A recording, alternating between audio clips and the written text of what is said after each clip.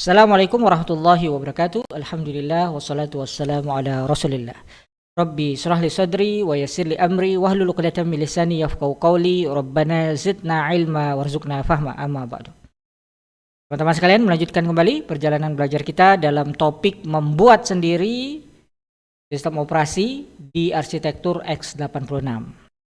Kita lanjutkan kode assembler kita untuk membuat sistem operasi kita bisa melakukan booting di BIOS. Kita sudah memasang baris pertama bit 16 kemarin agar kode kita diterjemahkan oleh assembler ke mode 16 bit. Sekarang baris berikutnya adalah ORG 0 kali 7C00. ORG adalah kependekan dari origin. Jadi dia merupakan assembler directive assembler directive yang memberitahukan kepada BIOS untuk memuat kode kita ke alamat memori 0 kali 7C00. Jadi dengan perintah ORG 0 kali 7C00 ini, maka BIOS menjadi tahu bahwa patokan penghitungan adalah dari alamat memori 0 kali 7C00. Jika kita lihat di peta memori, maka 0 kali 0 7C00 itu ada di bagian ini ya. Nah, bagian yang merupakan batas pemuatan kode kita itu adalah dari 07C00 sampai 07DFF ini. Jadi program kita akan dimuat di sana. Mungkin ada yang bertanya, dari mana angka 0 kali 7C00? Angka ini bukan merupakan angka acak. Jadi ini adalah standar industri yang ditetapkan semenjak zaman IBM PC 5150. PC 5150 itu merupakan komputer pertama IBM yang dirilis tahun 1981. Alamat 0 kali 7C00 ini dipilih oleh para engineer IBM agar di bawah alamat 0 kali 07C00 ini, bagaimana yang kita lihat di grafik ini masih tersedia cukup ruang untuk menyimpan satu interrupt vector table yang merupakan daftar alamat untuk fungsi-fungsi dasar BIOS. Kemudian juga cukup untuk menyimpan BIOS data area. BIOS data area itu adalah tempat BIOS menyimpan informasi tentang status komputer. Juga untuk menyimpan stack atau tumpukan memori sementara tanpa menabrak kode bootloader yang kita muat. Jadi itu alasan kenapa para engineer di IBM memilih alamat 0 kali 7C00. Salah satu hal penting yang harus diingat terkait konsep stack ini adalah jika nanti ada data yang disimpan di memori sementara, maka konsepnya adalah dia tumbuh ke bawah. Jadi karena kode kita ada di 0 kali 0 7C00, jika nanti ada data di memori sementara, maka dia akan diletakkan di bawah 0 kali 0 7C00. Terus demikian semakin ke bawah mendekati wilayah 0 kali 00500 hingga 0 kali 00000. Jadi itu konsep penting terkait stack yang nanti akan kita bahas ketika kita bersinggungan dengan stack pointer. Sekarang kita lanjutkan kode assembly kita.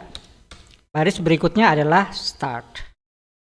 Start ini bukan perintah assembly. Jadi secara teknis start ini hanya berfungsi sebagai penanda alamat atau bookmark. Jadi walaupun CPU tidak mengeksekusi start, tidak mengeksekusi label start ini, tetapi label ini akan sangat membantu kita sebagai programmer untuk mengetahui di mana instruksi utama kita dimulai. Baru kemudian kita masuk ke kode assembly di bawah label start tadi. Move AH 0 kali 0E. Move dalam perintah assembly adalah singkatan dari move. Maknanya sebenarnya adalah menyalin atau mengisi. Jadi bayangkan move itu seperti tanda ekuivalen atau tanda sama dengan dalam matematika. Jadi baris ini secara sederhana bisa kita maknai, tolong isi tempat yang namanya AH itu dengan nilai 0 kali 0E. Sekarang apa yang dimaksud dengan AH? Ketika berbicara tentang AH, maka kita mulai masuk ke pembahasan tentang register di x86. Anda bisa lihat ada artikel di website saya arduino.rezairvani.com. Di sana ada artikel berjudul tabel register x86 yang mencantumkan tabel register x86 16 bit lengkap untuk real mode. Real mode adalah posisi kita sekarang, yakni di BIOS yang hanya punya rentang kerja 1 MB. Nah, di tabel itu Anda bisa lihat bahwa AH dan AL itu adalah subregister dari AX. AX, BX, CX, dan DX ini dikenal sebagai general purpose register ya. Semuanya ya, AX, BX, CX, DX ini masing-masing memiliki ukuran 16 bit dan masing-masing punya subregister ya. AX seperti yang kita gunakan sekarang punya subregister AH dan AL, BX punya subregister BH dan BL, CX punya subregister CH dan CL, DX punya subregister DH dan DL. Jadi gampang mengingatnya ya, A, B, C, D ditambahkan X. Secara fungsi AX ini digunakan untuk operasi aritmetika dan logika. Kemudian BX ini disebut base register. Ini satu-satunya register umum yang digunakan untuk menyimpan alamat memori. Kemudian CX count register. Dari namanya kita sudah tahu dia adalah register untuk pencacah dan penghitung. Kemudian DX data register. Nah, ini sering menjadi asisten bagi AX untuk operasi-operasi yang kompleks. Jadi kapanpun kita ingin melakukan operasi di kode program kita, entah itu operasi matematika, pemindahan data, atau memanggil BIOS, maka kita wajib menggunakan register-register ini sebagai perantara. Jadi mereka akan menerima operan data dari RAM untuk kemudian bisa diproses di kode kita. Di AX, BX, CX, dan DX itu dikenal sebagai register serbaguna atau general purpose register. Kemudian sebagaimana yang Anda lihat di tabel, register AX ini memiliki dua subregister yaitu AH dan AL. Nah, Anda bisa baca detailnya di artikel lain pada website saya untuk memahami hubungan antara register AH dan AL ini. Ada artikel di arduino.rezairvani.com berjudul Menyelami Dasar Sistem Operasi, Memahami Mekanisme BIOS, Teletype dan Komunikasi Register x86.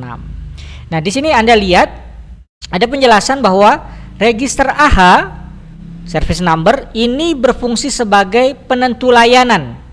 Jadi ketika kita ingin memilih layanan, jenis layanannya itu harus kita beritahukan ke register AH. Sementara register AL ini adalah parameternya, data terkait layanan tersebut. Di register AH ini ada beberapa layanan yang bisa kita panggil, misalnya layanan untuk set video mode, set kursor shape, bentuk kursor. Nah, yang kita pakai adalah layanan untuk mengeluarkan teletype. Teletype itu menampilkan sesuatu di layar. Nah, nama layanannya teletype output, kemudian register yang harus kita panggil adalah 0 kali 0E. Jadi jenis layanannya itu harus diberitahukan kepada AHA, baru kemudian nanti data terkait layanan tersebut kita tulis di AL. Karena kita sudah punya AHA-nya, yaitu teletype output, maka sekarang kita lanjutkan kode kita memberikan datanya, yaitu mov AL. Jadi AL pasangan dengan AHA, data apa? Data teletype apa yang ingin kita berikan? Nah, kita sebut saja saya ingin menampilkan tulisan Reza misalnya, maka huruf pertama adalah R. Jadi semakin jelas ya hubungan antara register AHA dan register AL. AHA kita gunakan untuk memanggil layanan apa yang kita inginkan. AL adalah tempat kita memberikan data terkait layanan tersebut. Kemudian AHA sudah kita isi, AL sudah kita isi, maka sekarang saatnya eksekusi, memanggil yang disebut dengan interrupt. Interrupt yang kita panggil adalah interrupt 0 kali 10. Apa itu interrupt 0 kali 10? Teman-teman bisa baca artikel lain di arduino.reservani.com. Ada artikel berjudul mengenal interrupt 0 kali 10. Nah, di sini dijelaskan apa itu interrupt. Nah, interrupt itu pada dasarnya adalah kita mengirimkan sinyal kepada CPU agar CPU berhenti melakukan aktivitasnya dan mengerjakan apa yang kita perintah. Nah, yang kita perintahkan adalah interrupt 0 kali 10. Ini terkait layanan video atau video service. Jadi, hentikan apa yang sedang engkau kerjakan, laksanakan perintahku terkait layanan video. Jadi, urutannya seperti itu.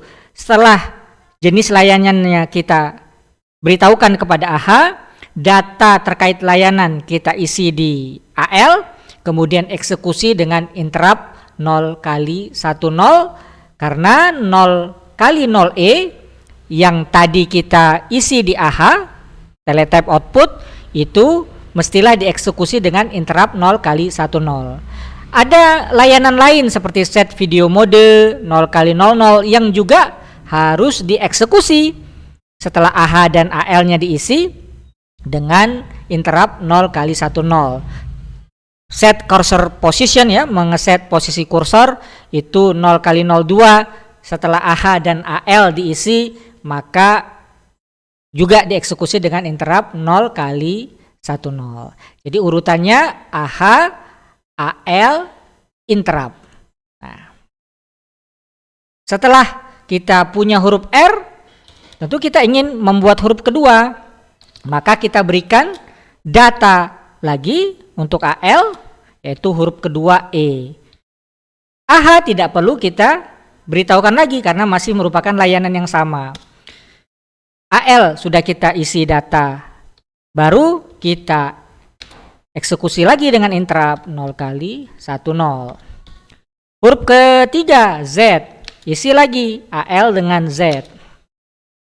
Kemudian eksekusi lagi dengan interrupt 0 kali 10. Huruf keempat, huruf terakhir, mov AL, isi dengan A. Kemudian eksekusi lagi dengan interrupt 0 kali 10. Jadi Anda lihat semakin jelas hubungan antara subregister ya, AHA, AL sebagai sub dari AX tadi, kemudian hubungan mereka dengan interrupt sebagai perintah eksekusi.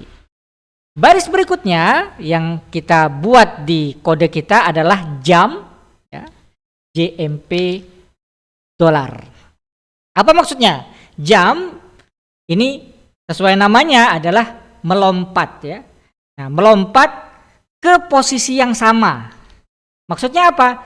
Ini untuk melakukan looping.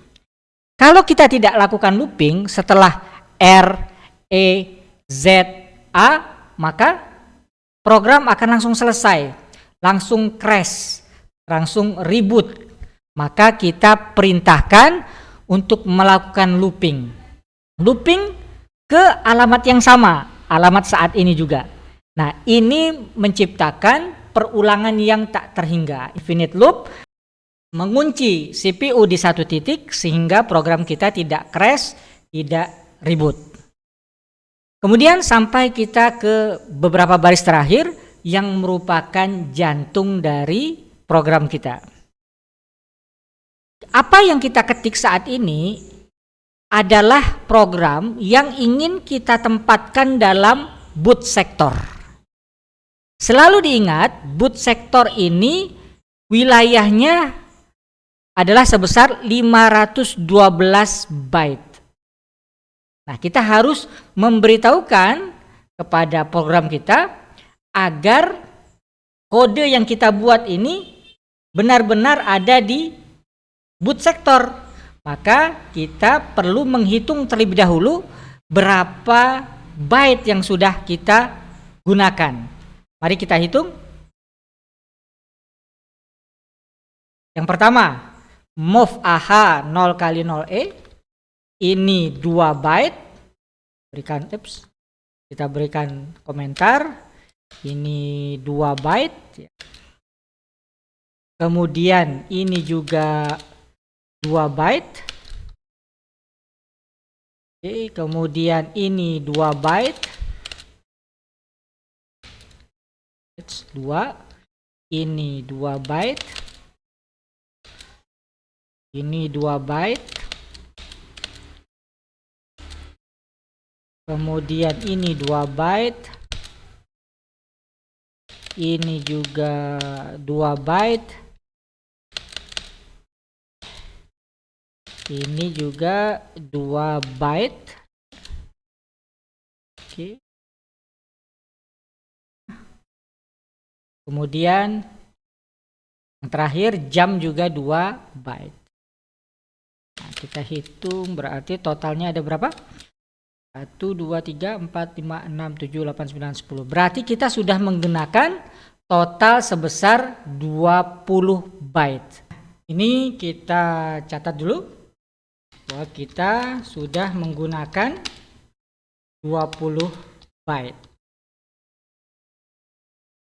Wilayah yang kita gunakan untuk 20 byte itu yang mana? Posisi kata terakhir tadi adalah di dolar. Sementara posisi awal adalah di 0 kali 7C00. Berarti wilayah yang kita gunakan adalah dari 0 kali 7C00 sampai dolar. Jadi kita lengkapi informasinya. Ini ya. Wilayah yang digunakan ini berarti dari posisi terakhir kita sampai posisi 0 kali 7C00 yang kita berikan lambang dengan dolar-dolar. Ini wilayah yang sudah kita gunakan. Kemudian mesti diingat bahwa besaran boot sektor adalah 512 byte. Bagaimana yang kita lihat di diagram ini? Wilayah boot sektor itu adalah dari 0 kali 07C00 hingga 0 kali 07DFF. Nah, wilayah ini hanya bisa memuat maksimal 512 byte kode. Nah, jadi kalau kita hitung berarti sisa ruang yang belum terpakai harusnya adalah harusnya adalah 512 dikurang dolar tadi. Akan tetapi ada teori yang dikenal sebagai magic number. Apa itu magic number? Jadi saat komputer dinyalakan, BIOS melakukan tugas-tugas awal, lalu mencari perangkat untuk booting. Prosedurnya adalah pertama, BIOS akan membaca sektor pertama. Kemudian menyalin 512 byte pertama. Ini yang kemudian kita kenal sebagai sektor 0 atau master boot record. Disalin kemana? Disalin ke alamat 0 kali 7C00 yang kita tulis di awal program assembly kita. Ini yang pertama dilakukan oleh BIOS. Kemudian yang kedua, ini yang terkait dengan magic number, yakni BIOS akan melakukan verifikasi segel. Apa artinya? Yakni BIOS memeriksa byte terakhir, yaitu byte ke 511, byte ke 511 dan 512. Nah, kemudian hasil pemeriksaannya ini akan menentukan keputusan. Kalau di byte ke 511 ini ditemukan 0 kali 55 dan di byte ke 512 ditemukan 0 kali AA, maka BIOS akan menganggap sektor tersebut sebagai bootable. Jadi ini yang kemudian dikenal sebagai magic number 0 kali 55 AA. Ya.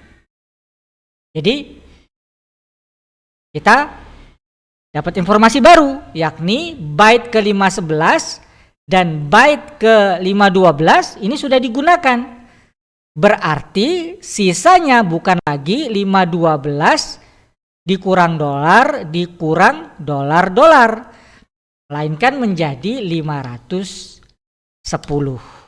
Nah, inilah sisa yang harus ditulis dengan 0.